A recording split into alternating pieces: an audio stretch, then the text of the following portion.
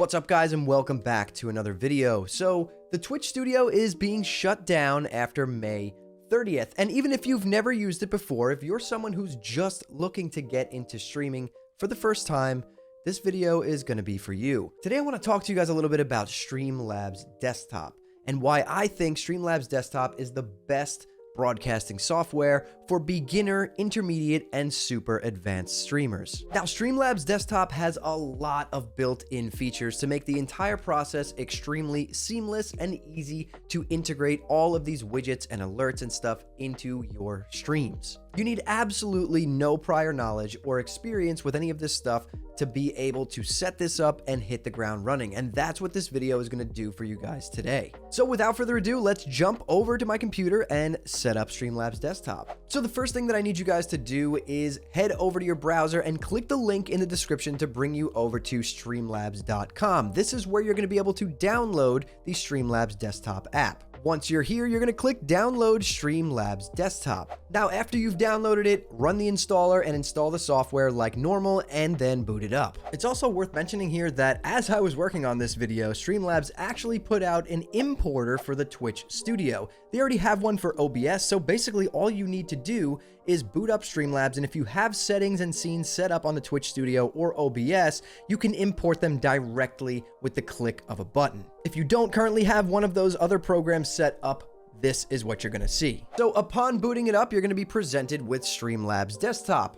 This is where you're going to set up all of your scenes, all of your sources, any of your graphics, your widgets, your alerts, all of that stuff is going to be set up in here. But there's really quick, just some settings we want to fine tune so that you're able to hit that go live button down here at the bottom right at the end of this video, and your stream goes live with really nice quality. So now, depending on where you're trying to stream to, there's one thing we want to do before we start messing with any of the settings, and that is going to be to click this little person icon down here at the bottom left and log into your account. Now, if you're streaming to Kick, I'm pretty sure there's no full integration yet. You can still stream to Kick, but you will have to import your stream key and all of that stuff, which we'll go over in just a bit. So for the purposes of this video, I'm going to log into my Twitch.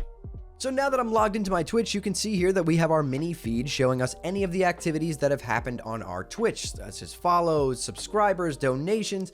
Anything that happens on your stream while you're live or not live is going to be portrayed right here in this mini feed. So now it's time to tweak our settings just a little bit to get our stream looking nice. Head on over to the left-hand side down to the cogwheel, and we're going to head over to the stream tab, and I want to show you in here that this is where it's showing that your Twitch account is connected, or your YouTube, or your Instagram, or your TikTok, depending on where you logged in that first step. Now you can connect multiple accounts here, and you can do some multi-streaming stuff in Streamlabs Desktop as well, but we won't get into that in this video. So over on the left-hand side, we're going to go over to the Output tab right here, and under the streaming section, we want to make sure that all of our settings are set up so that our stream looks nice and crispy. Nobody wants to watch a blurry stream, right? So under the streaming section in this tab, first off, make sure at the top that you have it selected to be advanced to show you all of the settings that we need to tweak.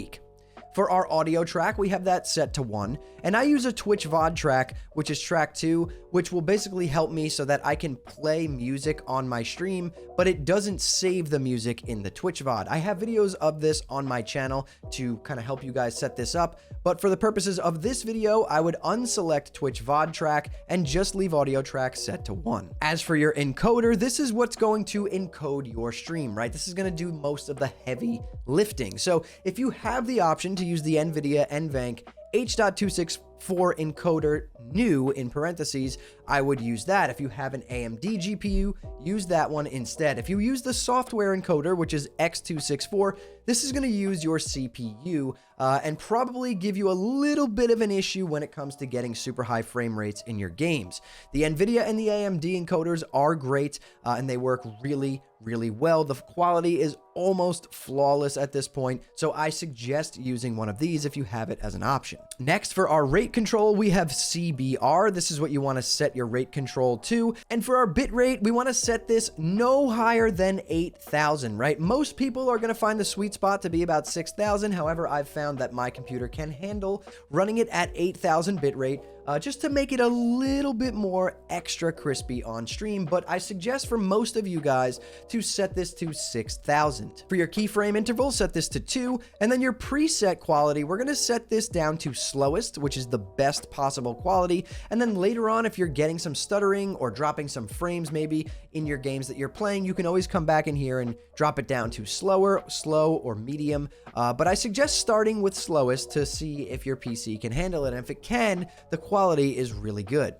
As for tuning, we want to set this to high quality tuning. Multi-pass mode, I have this set to 2 passes, full resolution. I suggest doing this as well. And your profile is going to be set to high. We're going to uncheck look ahead and make sure that we check psycho-visual tuning with our GPU box set to 0 and max B frames set to 2. Over on the left, we're going to select the audio section here, and this is where we're going to change our sample rate. Make sure your sample rate is set to 48 kilohertz and our channels are set to stereo. And right here under desktop and mic auxiliary devices, this is where you're going to select whatever equipment you're using.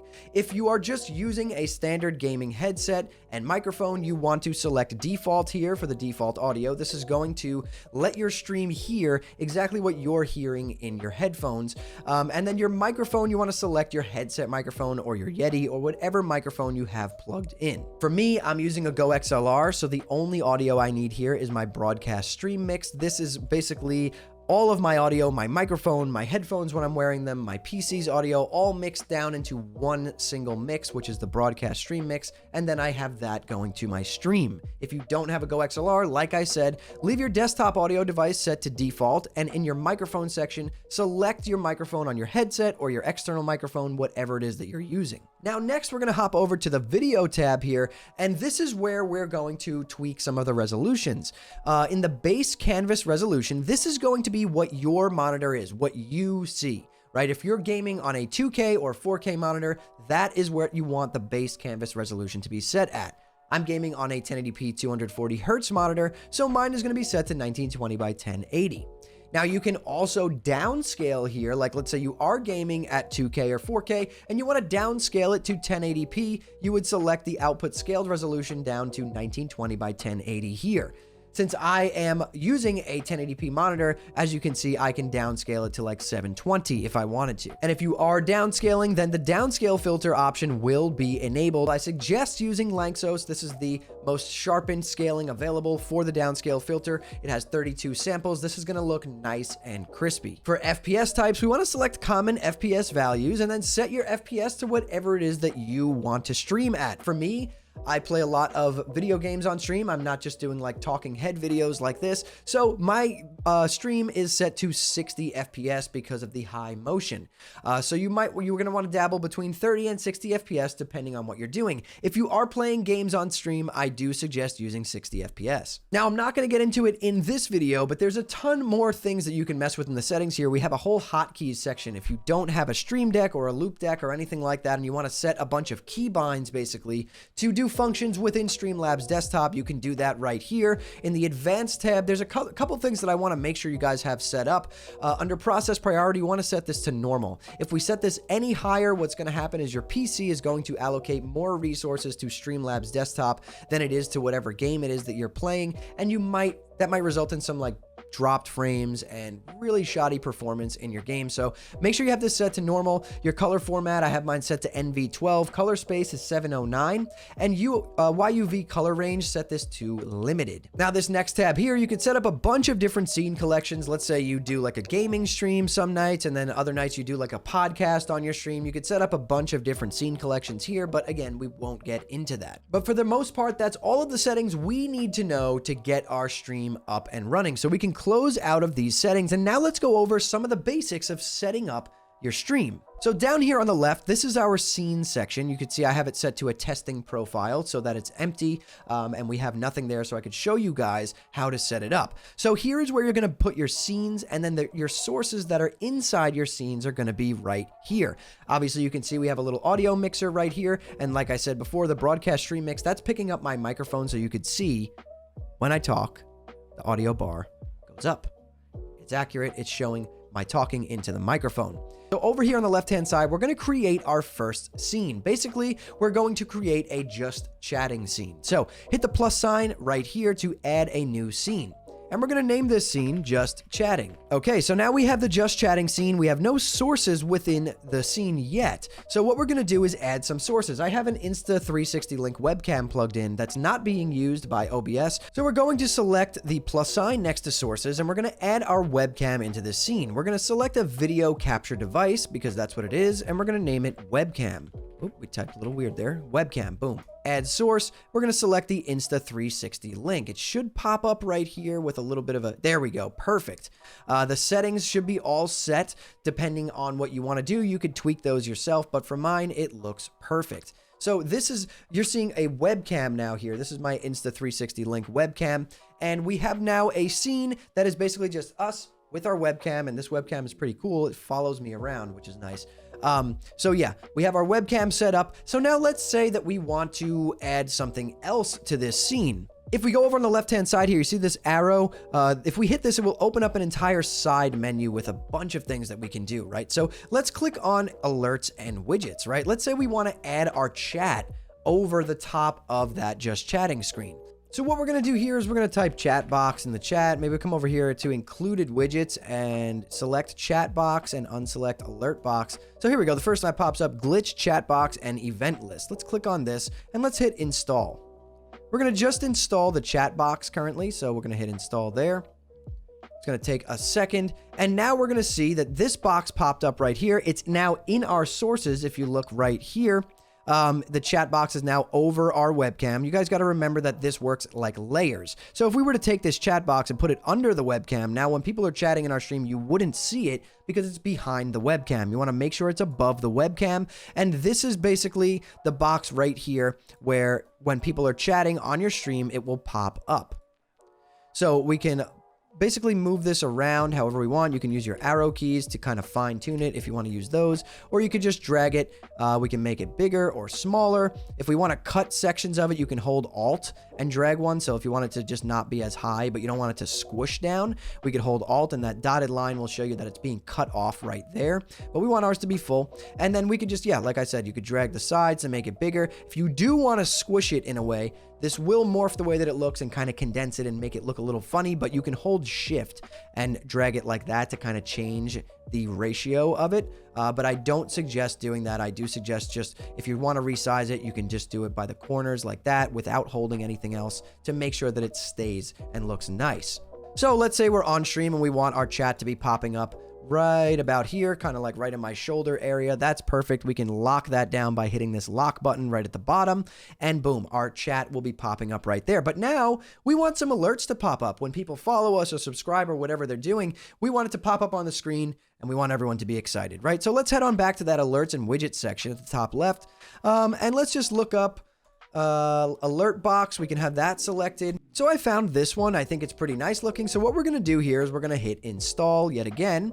It's going to install this alert box onto that we showed before. And again, we have this nice green box right here. This is going to show us where those alerts are going to pop up. So let's kind of put this in the top right section here, and we're going to lock it down with that lock again. And now with the alerts, we can actually test them out. If you come down to the bottom, you see where it says test alerts. We could click that and then click follow, and it's going to pop up and show us what it will look like. Let's take a look. Look at that. Perfect. It's working great. Maybe I want to reposition it a little bit so that it's kind of more up in the top. Let's try it again. Looks great in my opinion. I think that's the perfect spot for it, and that's how easy it is to set up alerts in Streamlabs desktop.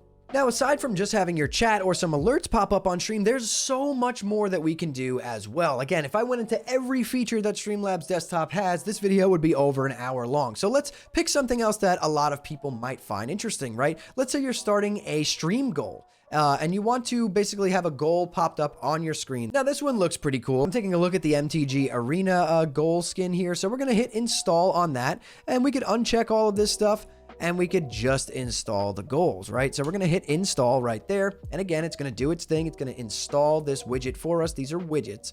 And now we can see that our goal would be right here. right? We could double click on it to kind of edit what we want to do here. This is going to be the chair fund, right? The goal amount, we want it to be at 100. We're going to end this goal. What's today's date? Today's date is the 27th. We want to end this goal on the 30th, right? 2024.